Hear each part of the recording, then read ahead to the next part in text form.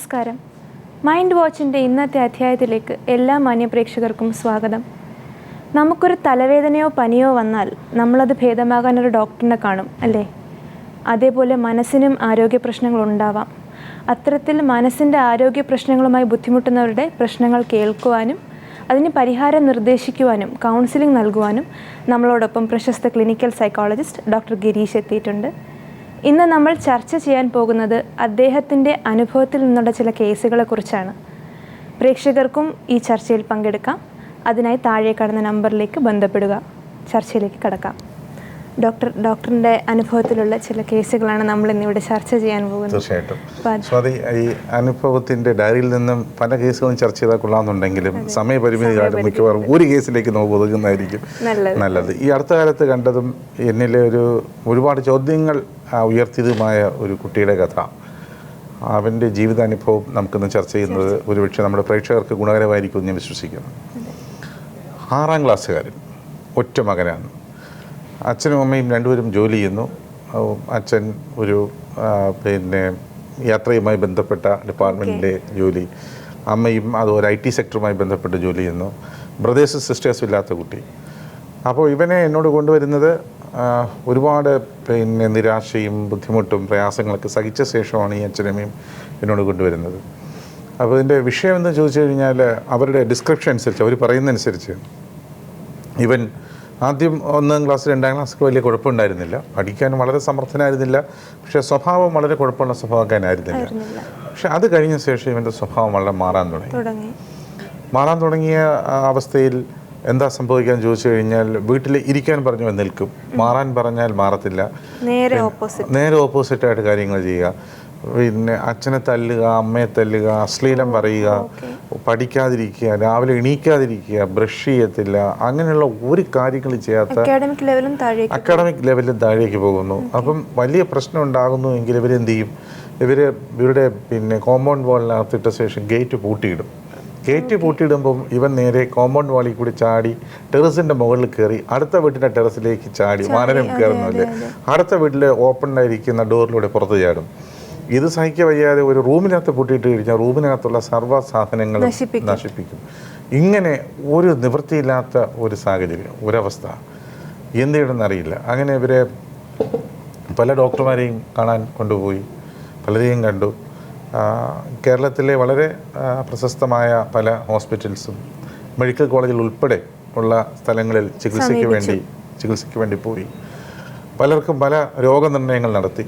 പൊതുവായി കണ്ടെത്തിയത് attention deficit disorder with conduct disorder, attention deficit ഡിസോർഡറും ADHD എന്ന് വിളിക്കുന്നതും കോണ്ടക്ട് ഡിസോർഡർ, പെരുമാറ്റ പ്രശ്നമുള്ള ഒരു കുട്ടിയാണ് ഇവൻ എന്ന അർത്ഥത്തിൽ കണ്ടെത്തുകയും അതിനുവേണ്ടിയുള്ള ചില മെഡിസിൻസ് നീണ്ട കാലം കൊടുക്കുകയും ചെയ്തു. പക്ഷേ മെഡിസിൻ കഴിക്കുന്ന അവസരത്തിൽ അവൻ അല്പം മയങ്ങിയിരിക്കും. പക്ഷേ ആ ഇമ്പാക്റ്റ് ഒന്ന് കുറയുമ്പോൾ വീണ്ടും പൂർവാധികം ഇങ്ങേറ്റം മാത്രം അല്പം നിശബ്ദനാവും. പക്ഷേ അതിനെപ്പോൾ ഇവരെ നിശബ്ദനാക്കാൻ സാധിച്ചിരുന്നില്ല. അല്പം മാറിക്കഴിഞ്ഞപ്പോൾ വീണ്ടും ചാടും. അങ്ങനെ ഒരു നിവൃത്തിയില്ല. ഈ അടുത്ത കാലത്തും ഇവന് ചികിത്സ നടന്നുകൊണ്ടിരിക്കുന്ന അവസ്ഥയിലും ഇവർക്ക് ഒരു വിധത്തിലും സാധിക്കുന്നില്ല, മുന്നോട്ട് നീങ്ങാൻ പറ്റുന്നില്ല എന്നുള്ള അവസ്ഥയിൽ വല്ലാത്തൊരു നിരാശയുടെ പടുകുഴിയിൽ എത്തിയിട്ടാണ് എന്ത് ചെയ്യാം, വോട്ട് ബി ഡൺ എന്നുള്ള സംശയത്തിൻ്റെ അടിസ്ഥാനത്തിൽ നിൽക്കുമ്പോഴാണ് അവർ ഇങ്ങനെ ഒരു മൂവാറ്റുപുഴയിൽ നിന്നും ജോസ് ഡോക്ടറോട് സംസാരിച്ചോളൂ. ഹലോ ജോസ് പറയൂ. ഡോക്ടറെ ഞാൻ വിളിക്കുന്നത് മൂവാറ്റുപുഴയെന്നാണ് വിളിക്കുന്നത്. ഇവിടെ യാദൃശികമായിട്ട് ഒരു വർഷം മുമ്പ് ഞാൻ ഒരു കമ്പനിയിൽ ജോലി ചെയ്തിരുന്ന സമയത്ത് തമാശക്കായിട്ട് ഒരാള് ഡെസ്ക്ടോപ്പ് ക്ലീൻ ചെയ്യില്ല നമ്മുടെ സിസ്റ്റത്തിന്റെ കമ്പ്യൂട്ടറിന്റെ, അതിന് ക്ലീനിങ്ങിന്റെ ഒരു അംശം കുറച്ച് മൂക്കിലേക്ക് അടിച്ചായിരുന്നു തമാശക്കായിട്ട്. അപ്പൊ അത് അടിച്ചതിന്റെ ശേഷം ഏകദേശം അതിനുശേഷം എനിക്കൊരു തലയിറക്കം പോലെ ഫീൽ ചെയ്തു. അപ്പൊ ഞാൻ അന്ന് തന്നെ ഡോക്ടറെ അടുത്ത് പോയി. ഡോക്ടർ ഒന്നും കുഴപ്പമൊന്നുമില്ല എന്ന് എന്നോട് പറഞ്ഞിരുന്നു. പക്ഷെ അതിന്റെ ശേഷം നമുക്ക് അതിന്റെ 2-3 ദിവസം കഴിഞ്ഞപ്പോ എനിക്ക് വീണ്ടും ഒരു ഫീലിംഗ് പോലെ തോന്നി. 1.5 മണിക്കൂർ ഓക്സിജൻ ഒക്കെ തന്നായിരുന്നേ, തലയിറക്കം ഉണ്ടായിപ്പോയിട്ട്.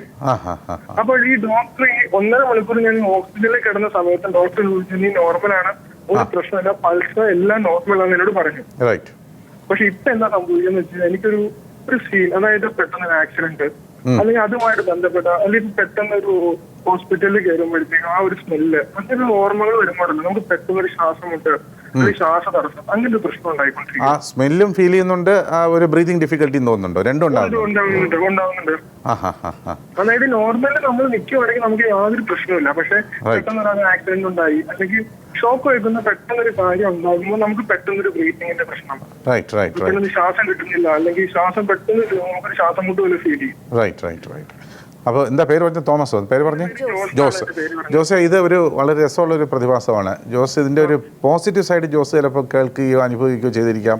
പല സുഹൃത്തുക്കളും പറയുന്നുണ്ടാവും. ഒരുപക്ഷെ നമ്മുടെ ബാല്യകാലത്ത് വളരെ സന്തോഷമുള്ള നിമിഷങ്ങളിൽ കേട്ടിരുന്ന ചില പാട്ടുകൾ ഈ അടുത്ത കാലങ്ങൾ കേൾക്കുമ്പോൾ ആ രസമുള്ള കാലങ്ങൾ മനസ്സിൽ ഓർമ്മ വരും. അത് നമുക്ക് ആസ്വദിക്കാൻ തോന്നുകയൊക്കെ ചെയ്യുന്ന സംഭവങ്ങൾ ചിലപ്പോൾ ഉണ്ടാവും. ചിലപ്പോൾ നമുക്ക് വളരെ പ്ലസൻ്റ് ആയിട്ടുള്ള എക്സ്പീരിയൻസ് ഉണ്ടാവും.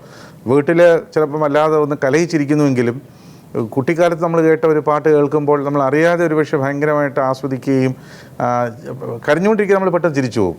അങ്ങനെയൊക്കെ അനുഭവം ഉണ്ടാകും. അതുപോലെ നമ്മുടെ മനസ്സുമായിട്ട് സ്ട്രോങ് അസോസിയേഷൻ ഉണ്ടാകുന്ന ഏതൊരു സെൻസേഷനായാലും, അത് ഓൾഫാക്ഷൻ മണമാവാം, ഓഡിഷൻ കേൾവിയാവാം, അല്ലെങ്കിൽ വിഷ്വൽ കാഴ്ചയാവാം, ഏതെങ്കിലും ഒരു സെൻസേഷൻ നമ്മുടെ മനസ്സുമായിട്ട് വളരെ സ്ട്രോങ് ആയിട്ടുള്ള അസോസിയേഷൻ ഉണ്ടായാൽ ആ അസോസിയേഷൻ ഒരുപക്ഷെ പ്ലസൻ്റ് ആവാം, അൺപ്ലസൻ്റ് ആവാം. ഏത് നിലയ്ക്കുള്ള അസോസിയേഷൻ ഉണ്ടായാലും അത് മനസ്സിൽ വളരെയധികം സ്റ്റാമ്പിനായി കിടന്നു കഴിഞ്ഞാൽ അതുമായി ബന്ധപ്പെട്ടുള്ള ഓർമ്മകൾ വരുമ്പോൾ ആ സെൻസേഷനും ആ എക്സ്പീരിയൻസസും വീണ്ടും ഉണ്ടാകുന്നു. ഇവിടെ ജോസിനുണ്ടായ പ്രശ്നം ഇത് മണം ഉണ്ടാകുന്നു, ബോധക്കേടുണ്ടായി, ഇത് കാരണം എന്തോ കുഴപ്പമുണ്ടാകുന്നുള്ള ധാരണ മനസ്സിൽ പതിഞ്ഞു. അതിനുശേഷം ജോസ് വീണ്ടും ഓർക്കുന്ന അവസരത്തിൽ ഇതിൻ്റെ ഒരു മണം കിട്ടുന്നു, ബോധക്കേട് വീണ്ടും ഉണ്ടാകുന്നു. വീണ്ടും ഇപ്പോൾ അതുമായിട്ട് ബന്ധപ്പെട്ട് കാണുന്ന അസോസിയേറ്റ് ചെയ്തിട്ടുള്ള ചില സൂചകങ്ങളാണ്, ക്യൂസാണ് സയൻറ്റിഫിക്കായിട്ട് പറഞ്ഞാൽ ഹോസ്പിറ്റൽ, ഇത്തരം സാഹചര്യങ്ങളൊക്കെ. അപ്പം അത്തരം സംഭവങ്ങളുമായി ബന്ധപ്പെട്ട് വരുമ്പോൾ ജോസിനുണ്ടാകുന്ന ഒരു എക്സ്പീരിയൻസസ് ആണ് ഈ അനുഭവം. ഇതിനെ വളരെ ഇഫക്റ്റീവായിട്ട് നമുക്ക് ചെയ്യാൻ പറ്റുന്നത് ഒരു ഹിപ്നോട്ടിക് സജഷനിലൂടെ. തീർച്ചയായിട്ടും ജോസിനത് മാറ്റാൻ പറ്റും. അപ്പം ഹിപ്നോസിസ് കൂടി, ശാസ്ത്രീയമായ ഹിപ്നോസിസ് കൂടി പ്രാക്ടീസ് ചെയ്യുന്ന ഏതെങ്കിലും ഒരു ക്ലിനിക്കൽ സൈക്കോളജിസ്റ്റിനെ കാണുകയായിരിക്കും നല്ലത്. കാരണം ഹിപ്നോസിസ് എന്ന് പറയുന്ന അവസരത്തിൽ അത് വളരെയധികം തെറ്റായി വ്യാഖ്യാനിക്കപ്പെട്ടിട്ടുള്ള, മനസ്സിലാക്കപ്പെട്ടിട്ടുള്ള ഒരു വാക്കാണ്.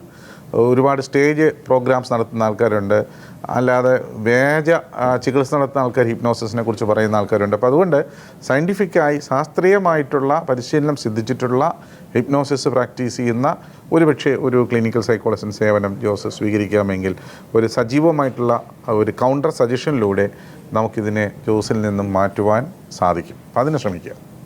വിളിച്ചതിന് നന്ദി.